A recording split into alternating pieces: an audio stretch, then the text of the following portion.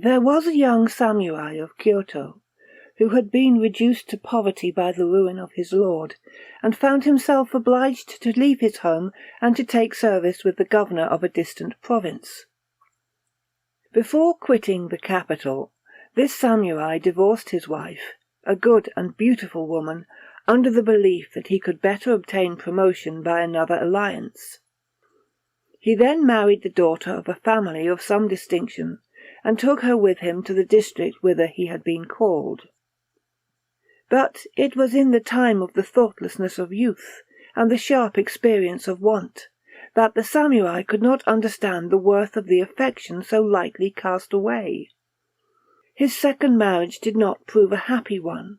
The character of his new wife was hard and selfish, and he soon found every cause to think with regret of Kyoto days.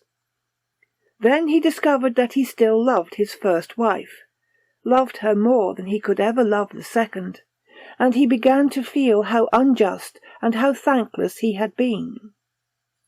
Gradually his repentance deepened into a remorse that left him no peace of mind. Memories of the woman he had wronged, her gentle speech, her smiles, her dainty, pretty ways, her faultless patience, continually haunted him.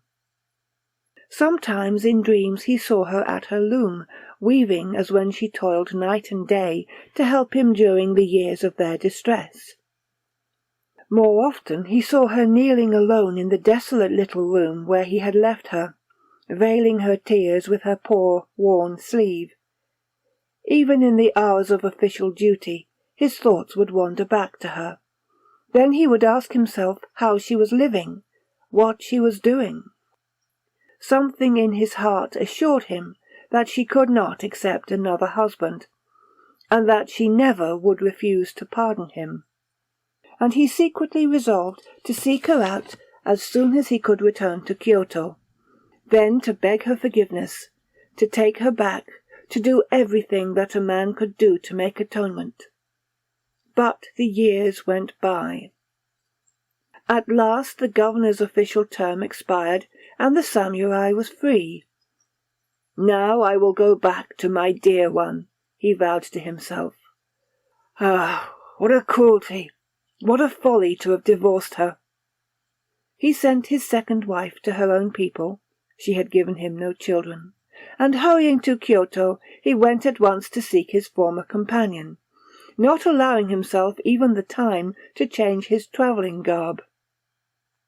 When he reached the street where she used to live, it was late in the night of the 10th day of the 9th month, and the city was silent as a cemetery. But a bright moon made everything visible, and he found the house without difficulty. It had a deserted look. Tall weeds were growing on the roof. He knocked at the sliding doors, and no one answered. Then, finding that the doors had not been fastened from within, he pushed them open and entered. The front room was matless and empty. A chilly wind was blowing through crevices in the planking, and the moon shone through a ragged break in the wall of the alcove. Other rooms presented a like forlorn condition. The house, to all seeming, was unoccupied. Nevertheless, the samurai determined to visit one other apartment at the further end of the dwelling, a very small room that had been his wife's favourite resting-place. Approaching the sliding screen that closed it, he was startled to perceive a glow within. He pushed the screen aside and uttered a cry of joy, for he saw her there, sewing by the light of a paper lamp. Her eyes at the same instant met his own, and with a happy smile she greeted him, asking only, "When did you come back to Kyoto? How did you find your way here to me, through all those black rooms?" The years had not changed her. Still she seemed as fair and young as in his fondest memory of her. But sweeter than any memory, there came to him the music of her voice, with its trembling of pleased wonder. Then joyfully he took his place beside her and told her all, how deeply he repented his selfishness, how wretched he had been without her, how constantly he had regretted her, How long he had hoped and planned to make amends, caressing her the while, and asking her forgiveness over and over again. She answered him with loving gentleness, according to his heart's desire, entreating him to cease all self-reproach. It was wrong, she said, that he should have allowed himself to suffer on her account. She had always felt that she was not worthy to be his wife. She knew that he had separated from her, notwithstanding, only because of poverty, and while he lived with her he had always been kind, and she had never ceased to pray for his happiness. But even if there had been reason for speaking of amends, this honourable visit would be ample amends. What greater happiness than thus to see him again, although it were only a moment? "Only for a moment," he answered, with a glad laugh. "Say rather for the time of 7 existences.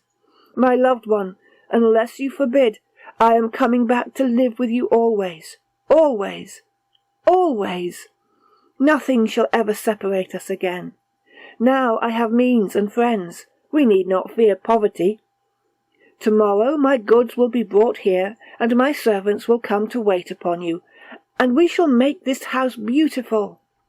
Tonight," he added apologetically, "I came thus late without even changing my dress, only because of the longing I had to see you and to tell you this." She seemed greatly pleased by these words, and in her turn she told him about all that had happened in Kyoto since the time of his departure, excepting her own sorrows, of which she sweetly refused to speak. They chatted far into the night. Then she conducted him to a warmer room facing south, a room that had been their bridal chamber in former times. "Have you no one in the house to help you?" he asked, as she began to prepare the couch for him. "No," she answered, laughing cheerfully. "I could not afford a servant, so I have been living all alone." "You will have plenty of servants tomorrow," he said, "good servants, and everything else that you need." They lay down to rest, not to sleep. They had too much to tell each other, and they talked of the past and the present and the future until the dawn was grey. Then, involuntarily, the samurai closed his eyes and slept. When he awoke, the daylight was streaming through the chinks of the sliding shutters, and he found himself, to his utter amazement, lying upon the naked boards of a mouldering floor.